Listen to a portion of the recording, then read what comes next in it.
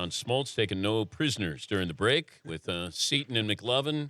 Little ping pong up 4-1, and John had him right where he wanted him. That was pretty good, pretty impressive there. A little cocky. I liked it. I liked it. The behind-the-back serve, very impressive there. John's part of the MLB Network 17 hours of live opening day coverage, which begins Monday at 9 a.m. John, kind enough to stay with us. I saw where Gina Auriemma, the Connecticut basketball coach, the women's basketball coach, said that men's basketball, college basketball, is bad, unwatchable. That there's no scoring there. I'm watching the McDonald's All-American game last night. Now, these are the best high school kids in the country. The first 7 shots missed. Yeah, I'm terrible. Air ball, everything. Now, I watch college basketball, and I don't think they're great shooters anymore, good shooters anymore. I think a lot of it is AAU-related, getting to the hoop as opposed to establishing a jump shot there. You'll find guys who are specialists, but watching basketball, lack of movement, if we brought in a shot clock, does that mean we shoot quicker? We shoot bad shots quicker than we do now? So, I don't know. How do you remedy college basketball? Well, and it's part of the same argument. You talk about in other sports an underdeveloped but great talent, like the physical talent and the ability to be an athlete today is incredible. But the fundamentals of it don't have an importance because the talent and the excitement of the flash is taking over. Same thing in baseball. Look, the fundamentals in baseball suffer because you don't get an opportunity to put a lot of emphasis in it. So the bunt and all the different things. We've lost the ability to do the right thing to win the game because we're so enamored with the athletic ability of the player. And, yeah, you're right, AAU and all those different entities, just like youth baseball, is killing and hurting a lot of players, even though they're better. And, it's easier to teach defense for 40 seconds, 35 seconds than it is to get, I've heard people bring in the 24-second shot clock or maybe 30, and they're experimenting that with the NIT, I think they did. But also, you don't get a chance to keep guys around as much. Michigan State's one of the few programs where they keep guys 3 and 4 years, and it's why he's able to do what he does, and they get better as time goes on because he's able to teach them. Yeah, and I think that teachability in the game, coaching still is relevant. We see it why the 4 coaches are where they are today. I think a great example, even with Wisconsin, is what he's able to do year in and year out with his system. And I think that college basketball does suffer from some of that. And that's why I think there's an outcry to try and fix it from a standpoint of letting guys either go out of high school and let the NBA develop. But college used to be that platform for, the fundamentals getting worked out so that they weren't as raw when they got to the NBA. Why is it that all of a sudden it's the worst day for baseball when Chris Bryant stays down, when there have been many, many, many great players who stayed down? It's just emotion. The Cubs are an emotion. If it's any other franchise, do we care about it? I don't think so. Okay. Not to the degree we do with the Cubs. But again, and it sounds like a broken record, like I'm an old fogey that you played 25 years ago. It's the system. It's what happens in almost every city. Very few guys, very few Mike Trouts, very few people get the opportunity to break. And if you're the Cubs and you're a fan and you want them to win, but you also want them to keep their players and you can gain a guy for an extra year, it's 12 days. And I know it's a big media. We live in the media world where it's instant access of getting that news out. But look, and I don't want to hear the argument. They're not going to – if they lose a division by 1 game, it's not going to be because of Chris Bryant not being there for 12 days. But that's exactly what you're going to hear people waiting and sitting on in case they miss the playoffs by a game. I think it's perception and reality with Cubs fans. They've been waiting for next year for many, many years, 100 years. You got one of your best players. I don't know if he can play in the majors. I don't know if he's an everyday third baseman. But they have to look at this and go, we want our best team. Like, we have all this momentum, and then you leave him down. They're not thinking 7 years down the road. Right. And I understand it. Yeah. I understand it. But it would be almost irresponsible if you play both sides. If you say from a management standpoint, it's 12 days, and we get him an extra year. This is what I would say. It used to be 1,000 at-bats in the minor leagues was for a young player to work a lot of development and to get used to. Because when you get to the big leagues and you don't have mechanical flaws, the pitching is going to expose it. And you have to learn at the big leagues. Same thing with pitchers. There used to be a lot of innings you could rep.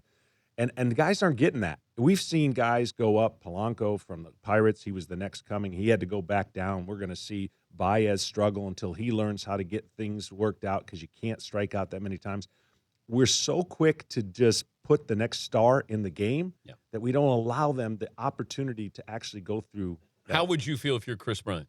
I would feel great in the sense that I've made a tough decision and I'm ready, or in my mind I feel like I'm ready, and just mentally be ready to be in that position when I get called up. It's not like you're wondering if you're ever going to be in the big leagues. Yeah. It's just a matter of time. And if you allow yourself to get, and I made those young mistakes, if he allows himself to not make this bitter, he'll be fine. And it's easier said than done because I had my mistake I made in 1991. It cost me dearly. I made a mistake contract-wise. I got really upset. Yeah. And I thought that was going to be, I'll take it out on my performance. And 2-11 later. You showed them. I showed them. You showed them, John. No, I was really trying to build an arbitration case. Can you teach what Kershaw does?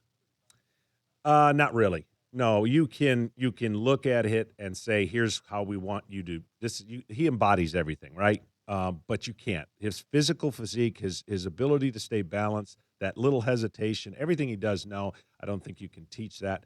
You just hope you can find somebody about 70% of that. But how much of it is by accident? This is just how he pitches. There's a lot of talent there, but there's also that little hitch that he has. There's nuances that you can't teach. It's just part of how he learned to pitch in his and that's body.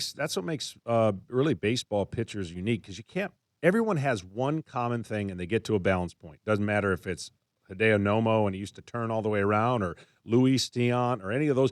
Everyone gets to a balance point. He gets to it in a different way, where he's 6'5" or whatever he is, and he's an imposing figure, and then his stuff does the talking. But he's just commands. He's an athletic.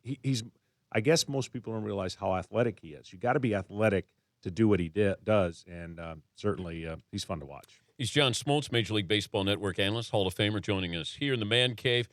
Pete Rose topic coming up again. Yeah. What if we just put him on the ballot? Because the Hall of Fame is separate from Major League Baseball. Right. He can't coach, can't manage, can't have a job in the game, but we just put him on the ballot, let the writers decide, because the museum, and that's what the Hall of Fame is, it's supposed to showcase everything about baseball. And Pete Rose, as a baseball player, is a Hall of Famer. Yeah. As a person or as a manager, no, he's not. Right. But are we going to pick and choose now? Well, that's it's the greatest debate there is, and the new commissioner is going to be faced with that challenge, and how he deals with it, gets the information. But the fact that rule's posted, I really believe the way he handled it, the perception of how he handled it, makes it even muddier.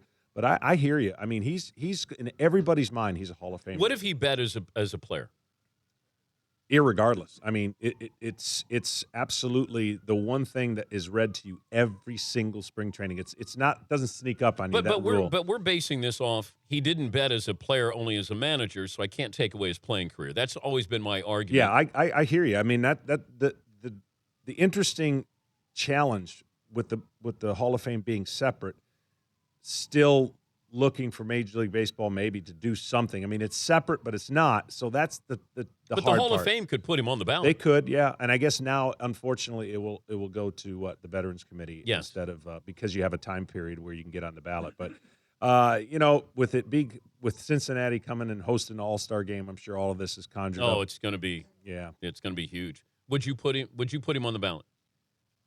I would like to see Pete Rose in the Hall of Fame, but at the same time, the question is, the acts that have been committed in baseball, right, wrong, or indifferent, some people get to go back and influence baseball. That's the question. Will the commissioner feel the time is for him to be a roving hitting instructor or get back in the game in some capacity?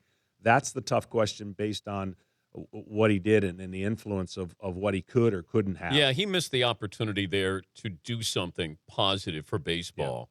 Yeah. You can only have one vote, Pete Rose or Barry Bonds. Wow. What was the poll question again?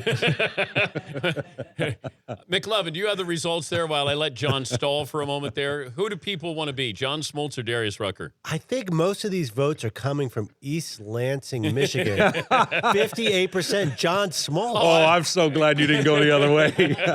If East Lansing was going Darius Rucker. Yeah, I thought it was going to be East Lansing. They were going for Darius there. All right, so you got one vote.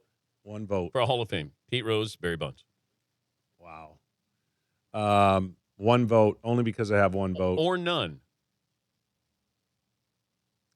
I mean, it's hard for me to not envision Pete Rose in the Hall of Fame for how great of a player he was. And so you'd vote for you'd say put Pete in. I'd vote for Pete. Yeah, over Bonds. All right, you hit. If I only had one vote. Yeah, you hit 5 home runs in 21 seasons. Yeah. Give me the murderer's row of pitchers that you hit those home runs off of. Well, my first one was off of Don Carmen. Okay. Well, was he with Philadelphia? Philadelphia. Okay. And actually, after hitting the home run, was he sick at the time, or did he have Tommy John surgery? Or no, he maybe some control problems, but other than that, it was a hard thrower, and probably at 98, 99. Yeah, of course it was. Honestly, I hit that ball 428 feet, and at that time there was they kept track, and the winner gets like a computer or something or a TV. They had to give it to Dale Murphy because they couldn't allow. And that's okay because I love Dale Murphy. But I hit it off the cameraman in straightaway center. Nice. Yeah. And then Butch Henry. Wait, off the cameraman or off the camera? The camera, the okay. little scaffold. I didn't know if you hit the man. No, I think I hit the camera. All right, the other? 428 to be exact. Okay. Butch Henry, right field, actually clinched the playoff that year. We had a big lead, but it still clinched the playoff, 3-run homer. Oral Hershiser in L.A. Yeah, I like that one, but I didn't last. I hit the home run. Hitting a home run as a pitcher is like getting a hole-in-one in a golf. I can't play after a hole-in-one. I get too excited after a home run. And so they actually pinch hit for Oral with Fernando Valenzuela, and he had a double off me, and I didn't last. So where was that? How many do we got? 3? Carmen, Henry, Oral. Yeah. Do you make fun of Hershiser when you see him that you homered off of him? No. Oh, you do not? No, okay. No, okay. I would, but okay. All right, so the last two. Tampa Bay Rays. Fred McGriff was on the team. He's now a pitching coach. And I hit a home run. Who is it, Paulie? It's I'll give you more. You're down 0-3 in the game. Yeah. Second inning, Dave Island. Dave Island. That's correct. Torched him. Yeah. That's correct. You called that shot, though, didn't you? Right field. I think, yeah, you called it. You pointed. And the by the way, that home run gave them a 3-2 lead in the game. nice. Yeah. A lot of my home runs were clutch. Yeah. Most of them. Most of them. Who's the other? The last one is you guys were at Montreal. 94. Steve Rogers? Oh, lefty. Hard throwing lefty. Aren't they all? Yeah. Yeah. These guys were flamethrowers back in the game. Everybody you homered off of was a hard thrower. By the way, John, you'll like this. In the baseball reference description of this home run, it says fly ball to deep right field. Well, if it's a home run, it's got to be to deep right field. Yeah. I couldn't pull. I had sick opposite field power. Of course you did. Yeah. Okay. Who is it, Paul? Butch Henry. Butch Henry. He's still embarrassed. Yeah. Wait. Did you get said that. Butch Henry? He said Butch Henry. Okay, then we got It's Fasaro. Jeff Fasaro. Jeff Fasaro. Yeah. I might be able to take Fasaro. He had a nasty sinker that moved about 6 inches away, and I just moved up on the plate and went the other way. Oh, with yes, you did. Yeah. Oh, what could have been if you were an everyday player? You know, you're right. I went to the American League for a while with Detroit and that whole thing, and then didn't hit for a while. Wait, be serious. Could you have been an everyday player?